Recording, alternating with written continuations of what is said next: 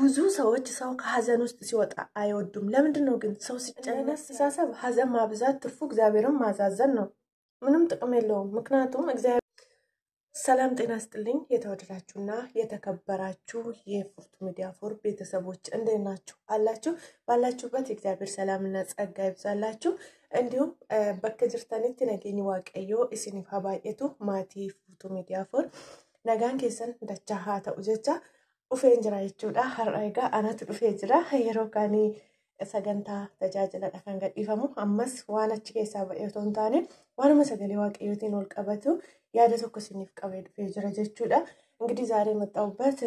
ብዙ ጊዜ እንግዲህ እዚህ ሚዲያ ላይ እንደምታውቁት ከቸርች የሚተላለፍ አገልግሎት ነው ዛሬም ግን አንድ ነገር ልናገር ነው የመጣሁት የተሰማኝን እንደ ሰው ማለት ነው ከዚህም በፊት እንግዲህ የምናቀው የምንወደው ማለው ኢትዮጵያ ህዝብ የሚወደው የተወዳጁ በጣም ሰው የሚያከብረው ከሚያለቅሰው ጋር ዝቅ ያለ የሚያለቅስ ከተከፋ ጋር የሚከፋ እንዲሁም ደግሞ እውነት ለመናገር አላቅም እንዴት እንደሚገልጸው የዛን ሰው ማለት ነው እሱም አስፋው መሸሻ ማለት ነውና ያው እንደምታውቀው ከወራት በፊት ህይወቱ እንዳለፈ ሁላችንም እናውቃለን ማለት ነው ሁላችንም አዝነናል እንደሰው እና ዛሬ ደግሞ ማለት የፈለኩት እንግዲህ ከትላንት ወዳ ጀምሮ ስለ ልጁ ስለ ጃቢ ብዙ ነገር እየተወራ ነው ብዙ ነገር እየተባለ ነውና እውነት ለመናገር እኔም እንደሰው አንድ ነገር ልል ነው የመጣው እኔ ግን እነዛ ከሚሰድቡት ጎን ወይ ደግሞ እሱን ከሚወቅሱ ጎን ሳይሆን ትክክለኛ በመጽሐፍ ቅዱስ መንገድ እግዚአብሔር ምን ይላል በማንኛውም ሃይማኖት ውስጥ ሐዘንን አብዙ በቃ ተሰበሩ የሚል ያለ አይመስለኝም መጽሐፍ ቅዱስ ሐዘን እንዳናበዳ ጥልቅ ሐዘን ሌላ ሐዘን እግዚአብሔርን ማዛዘን እንደሆነ ይናገራል ማለት ነው ስለዚህ ምን ለማለት ፈልጌ ነው ብዙ ጊዜ ማለት ነው እኛ ሰዎች ስንባል በጣም የሆነ ሰው እንደዚህ ተሰብሮ አልቅሶ በጣም ማአል አይደለ በቃ ሐዘኑ ሲጻናበት በጣም ደስተኛ እንሆናለን ምክንያቱም ይሄ ደግሞ ትክክል አይደለምና ምን ልላችሁ ፈልጌ ነው የዛሬ አመት በኔ ላይ የደረሰው ነገር ነው በዚህ ልጅ ላይ የሆነ ያለው ማለት ነውና የዛሬ አመት ከ4 ወር 3 ወር አባቴ በህይወት አልፎ ነበር እና እኔም እንደዚህ ልጅ ነበርኩኝ ሳላዘን ቀርቻ አይደለም ትዝለኛል ለቅሶን ሲሰማኔ እህቴ እኔ ያለ ማናገር ሸሸች በቃ ማለት እኔ ለአባቴ ያለኝን ፍቅር እና ከአባቴ ጋር ያለኝን ቅርበት አባቴም ለኔ ያለው ቅርበትና በቃ ከልጆቹ ሁሉ ለይቶ ለኔ ያለኝን ቦታ ሁሉም ስለሚያቅ እንዴት ሆናለች ሁሉም ፈርቷል በቃ እኔ ግን እግዚአብሔር አጠናከረኝ ለዛ ይሄ ልጅ አሁን ትላንትና ታዳስ አዲስ ላይ እንደተናገረው 3 ወር ነው እንደዚህ 3 ወር አሳምም ያለው ወገቤ እስከሚያመኝ ምናምን ብሎ ተናግሯልና እንዲሁም ደግሞ ሴፉ ሲናገር እኔ ራሴ ሰምቻለሁ እኔ ስሞት ነጭ በነጭ እንድትለብስ እንዳታዝም ብሎ ቃል ሲያስገባክ ምናምን ይያለ ነበር ሴፉ ኢቤስ ላይ ገብታችሁ ሴፉ ሾው ላይ ማየት ትችላላችሁ እና ምን ለማለት ፈልጌ ነው እኔ ዛሬ አመት እንግዲህ ደረሰብኝ እኔ በጣም ተሰብሬያለሁ እኔ ያጣውትን እኔ ነኝ ማቆ ይሄ ልጅ አሁን እንደዚህ ውጪ ወጥቶ እንደዚህ ሲለብስ ምን ሲል ውስጡ ቁስል ያለ አይመስላችሁ ግን በጣም ቁስል አለ ያንን ቁስል ደግሞ የተጎዳ ብቻ ነው የሚያውቀውና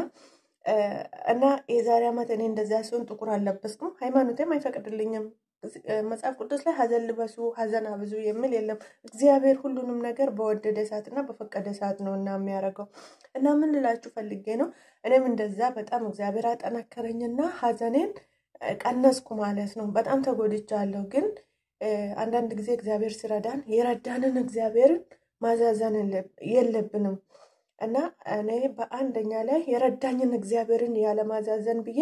ደስተኛ ሆንኩኝ ሐዘንን ልረሳ ፈለኩኝ እንዲሁም ደግሞ ከእግዚአብሔር ቀጥሎ ከኔ ጋር ሲያለቅሱ የነበሩ ከኔ ጋር ተጨነቁ የነበሩ ሰዎች በጣም ማለት በቃ ሐዘናቸው ጥልቅ የሆኑ ሰዎች ነበሩ እነሱንም ደግሞ ከኔ ጋር እንደዛ ተሰብሮ እንዲቆዩ ስለማልፈልግ ከዛ ሐዘን ውስጥ መውጣትን መረጥኩኝ ማለት ነው በዛን ሰዓት ምን እንደተባልኩ እኔ ነኝ የማውቀው ብዙ የሚገርመው ነገር በጽሁፍ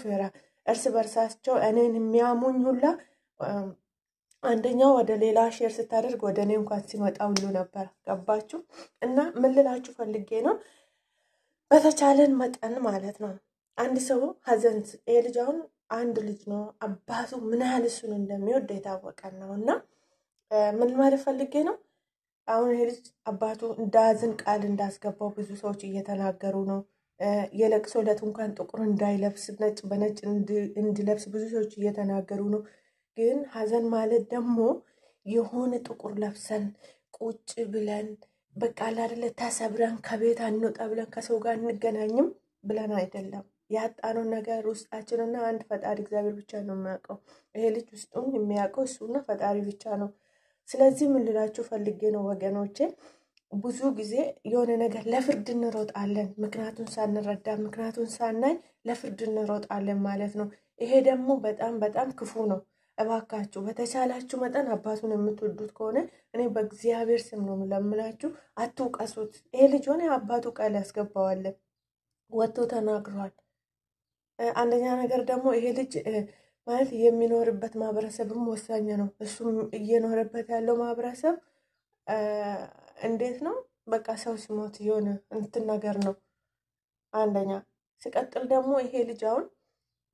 ከሱ በላይ ማንንም አይታመምም ያባቱ ሞት ወንድሞቹ እናቱ ራሱ ይሄን አላይታመሙም ነገር ግን ይሄ ልጅ የሆነ ቦታ እዛ ጋር ተገኘ አላችሁ እዛ ቦታ የተገኘው ደግሞ ምናልባት እዛ ያሉትን ሰዎች ለመርዳት አንድን ሰው ከችግር ውስጥ እኔ እንደኔ ማለት ነው አንድን ሰው ከችግር ውስጥ ለማውጣት ያ ሰው ቁጡ ከሆነ እዛ ቦታ መሆን አለብኝ ማለት በቃ ያንን የሆነ ሰው ከሆነ ችግር ውስጥ ልናወጣ ስንፈልግ ያንን ሰው መሆን አለብን እዛ ቦታ መገኘት ስላለብን ነው እባካችሁ እና ለፍርድ ባንሮጥ ጥሩ ነው አባቱ ነው ለዛውም አንድ ምክንያቱም ደግሞ ይሄ ሰው ጀግና ነው ቆራጥ ነው በአንድ ቀን ምስትንና አባቱን ያጣ ሰው ነው እንደዚያ ነው ቆራጥ ሰው ነው ያሳደገው ስለዚህ የጀግና ያሳደገው ደግሞ ያው እንደዛው ነው የሚሆነው እና እባካችሁ ተውት አለው ምሎኔ ማለት በቃ እንደ እግዚአብሔር ቃል ማዘን ያለ ነው ግን ሀዘን ማብዛት ጥሩ አይደለም ከጎናችን ያሉ ሰዎች የረዳንን እግዚአብሔርን አስበን ያንን አሁን አንድ ሰው ይቅርታ አንድ ሰው ሲሞት በቃ እግዚአብሔር በጊዜው ፈልጎ እንደወሰደ ነው እኔ ማቀው የሚገባኝ ምረዳው ስለዚህ በአጠቃላይ ምን ማለት ፈልጌ ነው ሀዘን የለውም ማለት አይደለም ሀዘን አለ ጉዳት አለ ነገር ግን የረዳንን እግዚአብሔር ማለት በቃ እንድንጠነክር ያደረገንን እግዚአብሔር ማዛዘነውን ሀዘን ስናበዛ በጎናችን ደግሞ በዙሪያችን ብዙ ሰዎች አሉ በሀዘናችን ጊዜ እንደኛው ተሰብሮ የሚያዝኑ ማለት ነው ለነዛም ስንል የሆነ ከዛ ውስጥ መውጣት አለብን ማለት ነው አንደኛ ደግሞ አሁን ይሄ ልጅ አባቱን ይወዳል አባቱ ቃል እንዳስገባው ሴፉ ራሱ ተናግሯል እዛ ለታ ነጭ በነጭ እንድትለብስ ነው ሲሞት ምናምን ነገር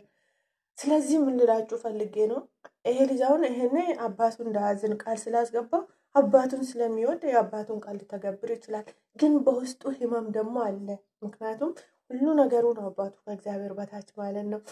እና ለፍርድ አንሩጥ መጀመሪያ እንስማ ለምን እንበል ያው የተለመደ ነው ሰው ሲሞት አመት በቃ ብዙ ጊዜ መሰበር ምናምን እንደኔ ግን አንድ ሰው ሲሞት ማለት ነው ብዙ ጊዜ በእኛ የተለመደው ሰው በህይወት ያለ መርዳትን ማለት በቃ ልምድ አልሆነልንም ሰው ከሞተ በኋላ ነው በሐዘን ነው ያንን ሰው ይረዳን የሚመስለን ለዛ ነው ብዙ ጊዜ ሰው ቶሎ ከሐዘን የሚወጣ ሲወጣ ለምን ወጣ ብለን ጥያቄ የሚፈጥርብን ማለት ነው እንደኔ ግን ያ ሰው በህይወት ያለ ካስደሰትኩት ከረዳሁት ከተንከባከብኩት ከሞተ በኋላ አለ አይደለ ይሄንን ሳላደርግለት ይሄንን እንዲህ ሳላረግለት አትልም ለዛ ነው ሐዘንም ቶሎ እንድትጠነክር እግዚአብሔር የሚያረግክ ማለት ነው ግን ያ ሰው በህይወት ያለ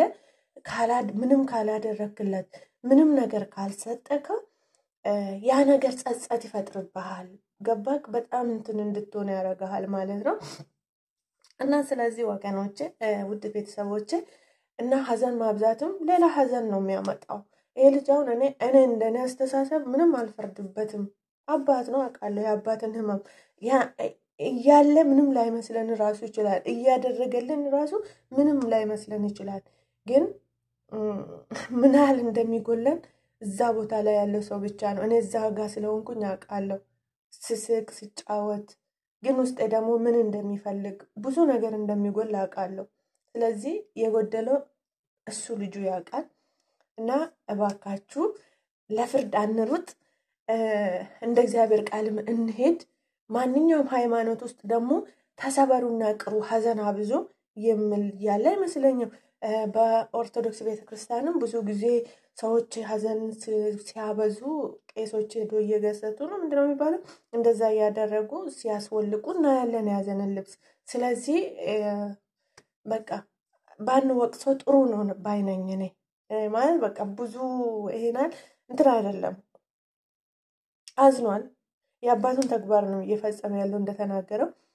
እኔ ሲሞት ጥቁር እንዳትለብስ ብዙ እንዳታዝን ብሎ ቃል እንዳስገባ ሴፉ ራሱ ተናግሯል። ስለዚህ ብንተው መልካም ነው። እግዚአብሔር ያከብራችሁ፣ ተከበሩልኝ፣ እወዳችኋለሁ።